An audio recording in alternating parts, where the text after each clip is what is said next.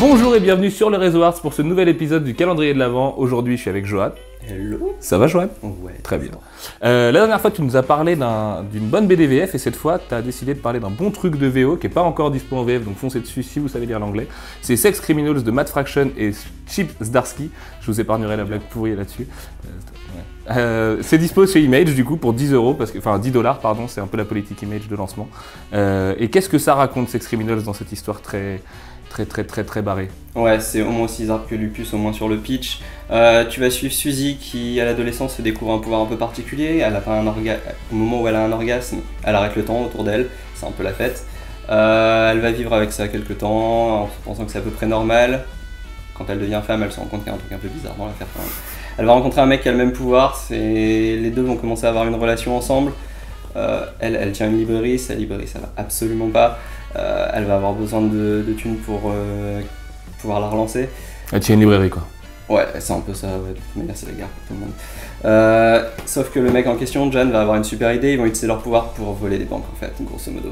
Ils vont s'enfermer dans les toilettes, ils vont faire leur petite affaire au moment de l'orgasme, pouf, le temps s'arrête et on y va, on dévalise la banque et c'est la fête. C'est complètement barré comme tu le dis, aussi bien en termes de couleurs que c'est hyper flashy. Ce qu'ils appellent The Quiet, ce moment où ils arrêtent le temps, c'est absolument n'importe quoi, il y a des petites bulles de lumière de partout, ça flash dans tous les sens, c'est génial. C'est complètement barré, ouais. La première partie tourne vraiment autour de cette idée que les deux ont eu à vivre avec ça, tu suis un petit peu cette idée, et après ça part dans un thriller complètement fantastique. J'en dis pas trop parce que le twist est vraiment trop génial.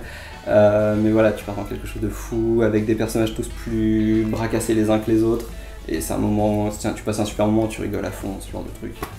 Et comme tu dis, en plus graphiquement, c'est hyper intéressant. Chip Zdarsky, c'est un artiste qui n'est pas hyper connu dans l'industrie, qui est arrivé comme ça. On sait que Matt Fraction aime bien repérer des artistes sur le net et tout. Et je sais pas si c'est le cas, parce que je connais pas l'histoire derrière leur collaboration, mais en tout cas, c'est un mec qui est arrivé dans l'industrie et avec son dessin super barré. Matt Fraction, après Marvel et tout ce qu'il a fait en super-héros, avait besoin, je pense, d'un titre un peu Not Safe for Work, où tu vois, un truc où il allait un peu plus loin dans ses idées. Et la Zdarsky, la coloriste, alors j'ai plus le nom en tête là, mais elle fait un travail d'enfer sur la façon dont elle contrôle les cases, etc. Ouais, en termes d'image.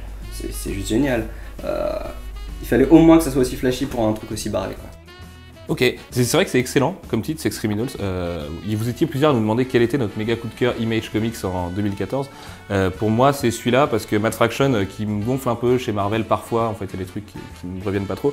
Là, il va vraiment partir sur ce qu'il sait faire. C'est un mec qui connaît super bien l'humain, qui sait parler d'émotions et tout ça. Et chez Image, il a forcément les coups des franges, donc il va sortir un truc qui est Sex Criminals, qui est au départ un peu Not Safe for Work dans le pitch, parce qu'évidemment, voilà, avec une nana qui est obligée de faire l'amour pour arrêter le temps, pour finalement faire des braquages et tout, on est sur quelque chose quasiment adulte. Et d'ailleurs, c'est pour quel public tu te conseilles? Pour quel public? Les personnes à qui je le vends, c'est vraiment un public ultra large. Alors oui, tu le vends pas à un gamin de 10 ans, quoi, c'est sûr.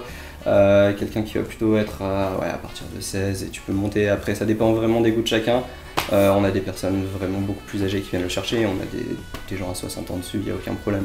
À partir du moment où il y a une certaine ouverture d'esprit, c'est vraiment sur l'humour, ce genre de choses. Donc.